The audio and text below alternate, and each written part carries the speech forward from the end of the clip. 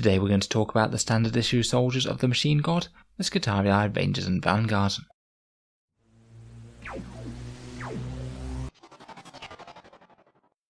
Hello and welcome back to Auspex Tactics, the strategy focused 40k channel, where we're all about getting the most out of our miniatures on the tabletop. So now Engine War has been released, it's time to do some Admech videos reviewing the units from the codex, and the first ones that we're going to be looking at are the core troops choice in the Rangers and the Vanguard. In this video we'll be taking a look at the datasheet for both of these guys, any obvious buffs, synergies and combos, and some ways that I consider running them myself in an Admech army list. In the background, the Rangers and Vanguard are the core augmented troopers of the Skitarii forces. They are augmented with numerous mechanical improvements to make them far superior than any standard human soldier would be.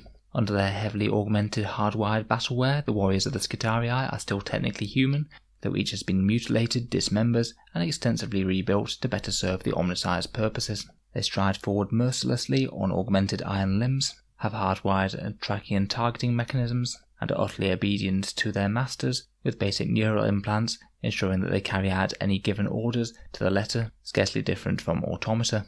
To their controlling tech priests, the Skitarii are little more than remote puppets with which they can impose their will upon the battlefield. Rangers are hunter-killer units in the Skitarii army, programmed with a target and marching in lockstep to hunt them down with their galvanic rifles. The Skitarii Vanguard, also known as Rad Troopers, are more akin to frontline shock troopers wielding the deadly radium carbine, a lethal weapon both to their unlucky victims but also to the Skitarii troopers themselves, as the radiation slowly kills the trooper despite their thick protection of armour. These highly radioactive rounds means that a target injured by a bullet may survive the initial engagement but not survive the secondary effects. So very much a front line of cyborg armoured killing machines. Let's see what these guys can do for us in game. We'll start with the Rangers first then, and thank you to Warhammer for the excellent datasheet. These guys are a troops choice for Codex Adeptus Mechanicus. They're 7 points a model, they have a 6-inch movement, weapon skill 4, ballistic skill 3, strength and toughness of 3, 1 wound, 1 attack, leadership 6 and a 4+ save.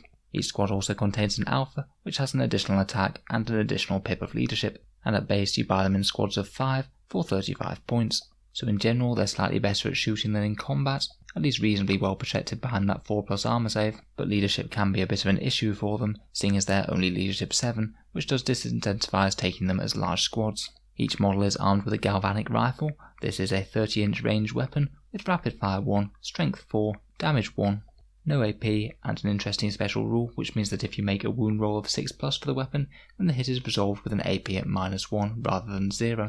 To be honest, it's not overwhelming firepower point for point. In general I'd say they're a little bit tougher than they are good at damage dealing. Although that rule of 6s getting AP -1 does mean that they can at least chip in damage against virtually any target, even if it's quite tough.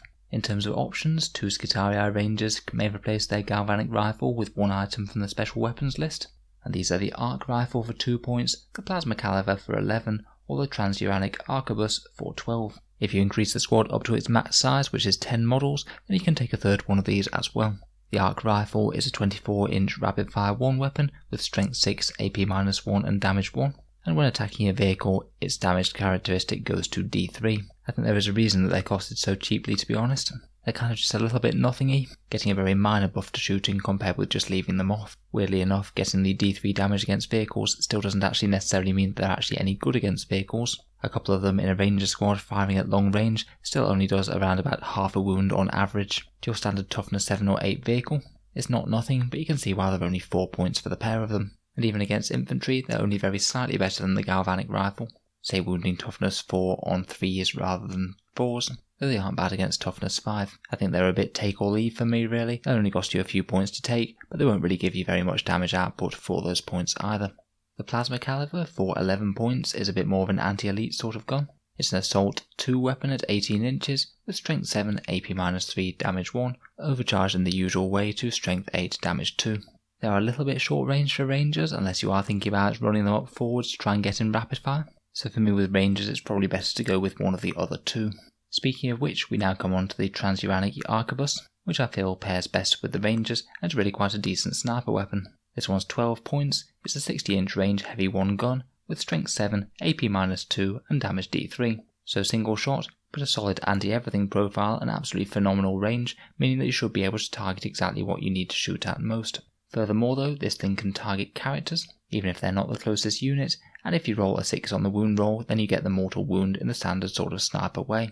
Point for point, these things are absolutely amazing snipers. I did some maths in a previous video, and though they may be a little bit behind Eliminator Bolt snipers for the best snipers in the game, they rank up there pretty highly in my opinion. Very few weapons that can target characters directly have strength 7. It certainly wouldn't be unreasonable to run a few units of rangers with 1 or 2 of these to gun down characters, or even just put a few extra wounds on enemy heavies in absence of any opportunistic character threats available.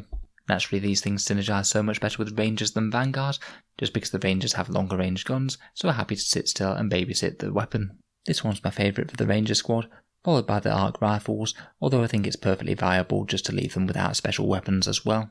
For their other options, one Ranger can take either an enhanced data tether or an Omnispex. The Omnispex gives ignores cover to the unit.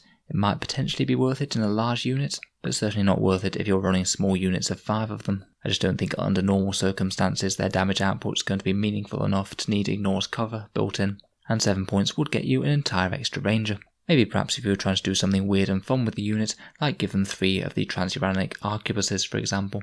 The enhanced data tether is a bit more interesting in my mind. This one's a 5-point upgrade, and it both allows them to reroll morale, and if you use one of these stratagems that we'll talk about on them, then it can get them a +2 to hit, which can really help them get around modifiers if you absolutely need them to do that.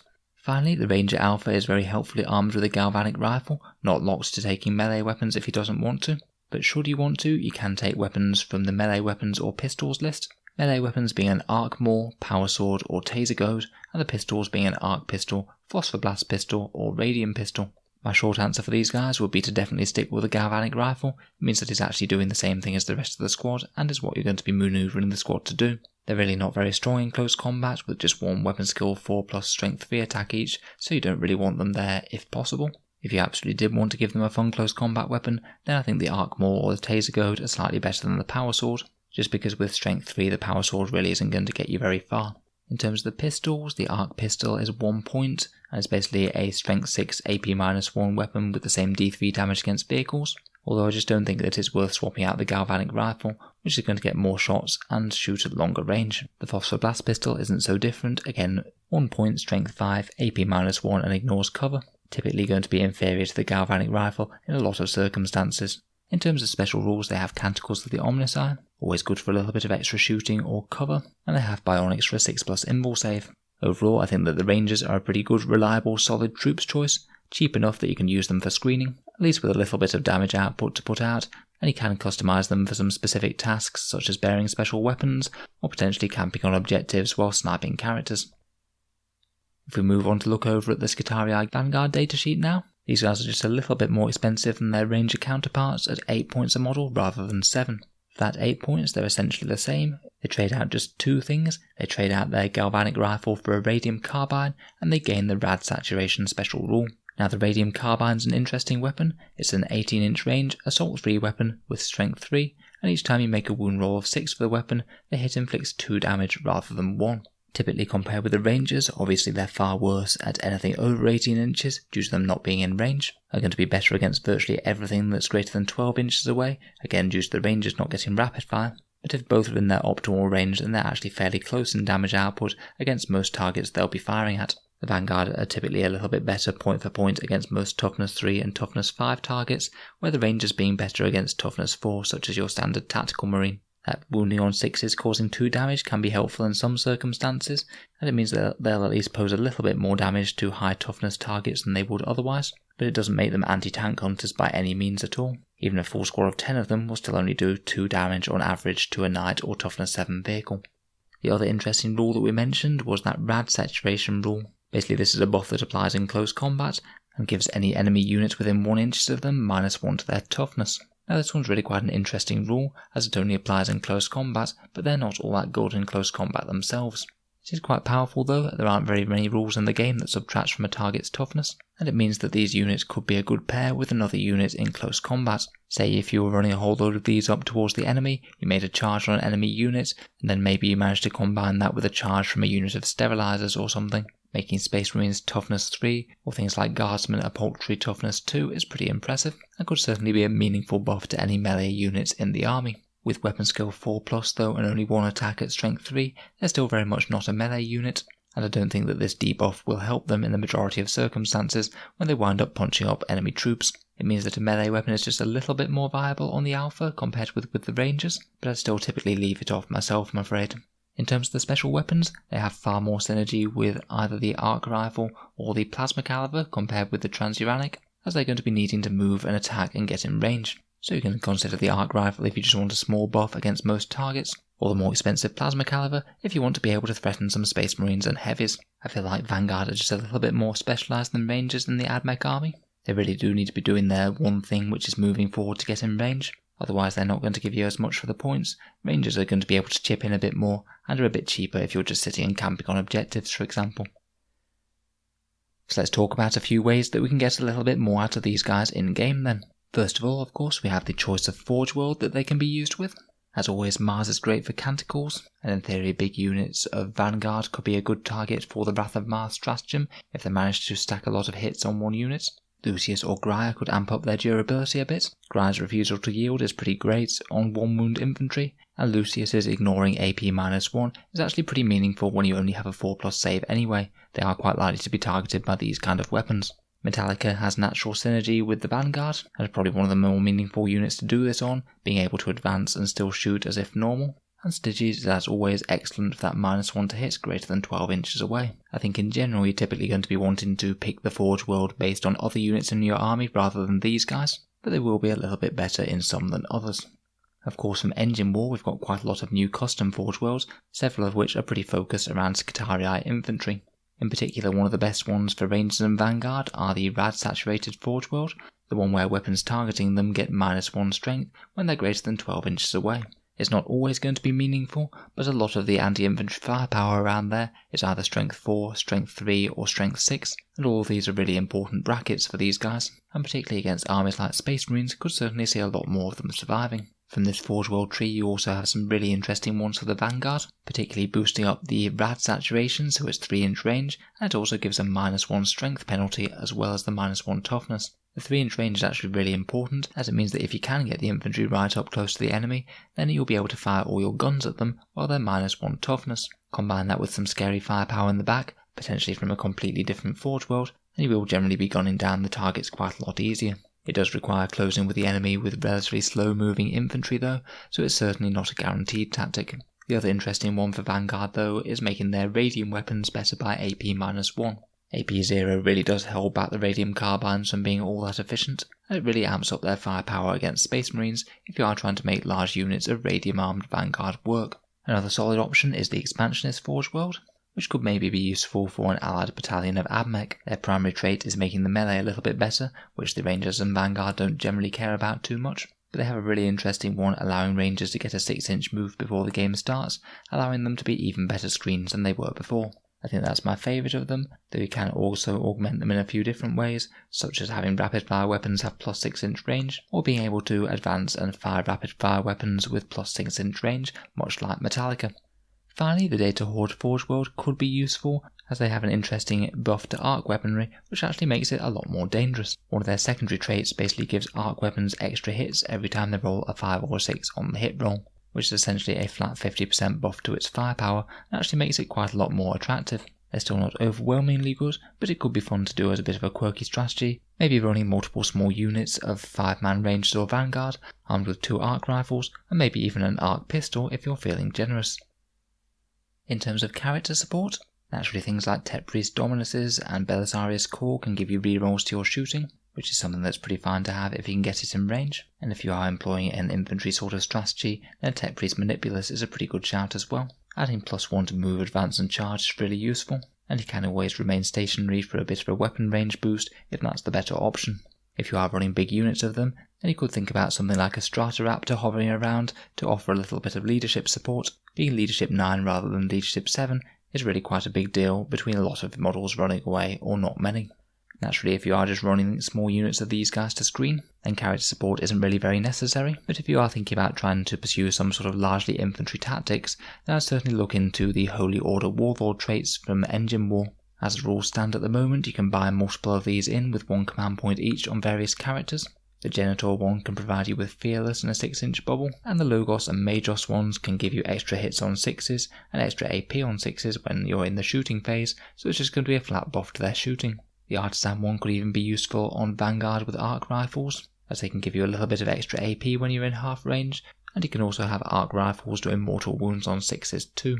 These things really are just a solid buff to basically any Admech army. In terms of transport options, the Admech now have quite a few.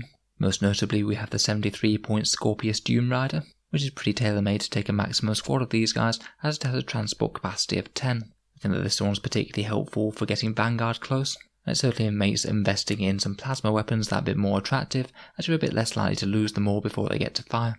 We also have the Forge World option of the Terrax Pattern Assault Drill. This one's a bit more on the pricey spectrum, at over 130 points to allow them to deep strike, but it does have a decent damage and defensive profile of its own and can still be a threat in itself once it's reached the battlefield. It's certainly pretty pricey, but it could be a good way of delivering plasma again. Finally, we have the Stratoraptor, which we now know can only transport 6 unfortunately. For me, this just puts it out of the range of being useful on Rangers or Vanguard. Even if you're giving them special weapons, I just don't think that 6 Skitarii or Vanguard are going to be meaningful enough to buy an entire plane for.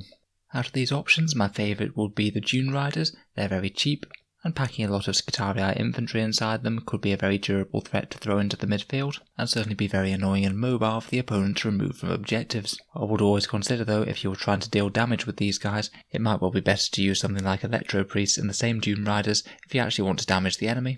I think that these guys are a bit better in dealing some incidental damage while they score objectives. In terms of stratagems, one of the more useful ones for Skitarii units is the Protector Doctriner Imperative. A nice simple +1 to hit never goes amiss, just in case you have a big unit that really needs maximal damage output that turn, and it has the added bonus that if you have a broad spectrum data tether in the unit, then you can get +2 to hit to help counteract any enemy modifiers. I think it could be worthwhile if you're using things like large units with lots of plasma in, but they are just a little bit borderline compared with some of the other units that you could use this on. Their damage output just isn't quite as good as some of the vehicles. There's also the Conqueror one as well, which allows you +1 to hit in the fight phase, or +2 with a broad spectrum data tether. It could give you a little bit more damage output, but I don't think that this is typically going to be worth it. You do have the option of the Info Slave Skull, which is a good one to remember if you are running big units, and the enemy presumes to bring some units in from reserve right next to them, though again it's not going to be as devastating compared with something like a unit of Cataphrons maybe. There's a couple of Forge World specific ones that can be kind of handy. If you're playing Lucius, then the Teleportarium's always an option. It'd be quite useful to have the option of deploying Vanguard via Deep Strike. It could certainly justify a little bit more spending on plasma weapons and stuff. Riser's Plasma Experts is typically better used on Cataphrons as well, but it could be used on a plasma heavy Vanguard unit or something.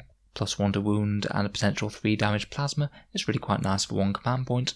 I could certainly make a 6-shot Vanguard unit with a bunch of plasma quite a lot more scary.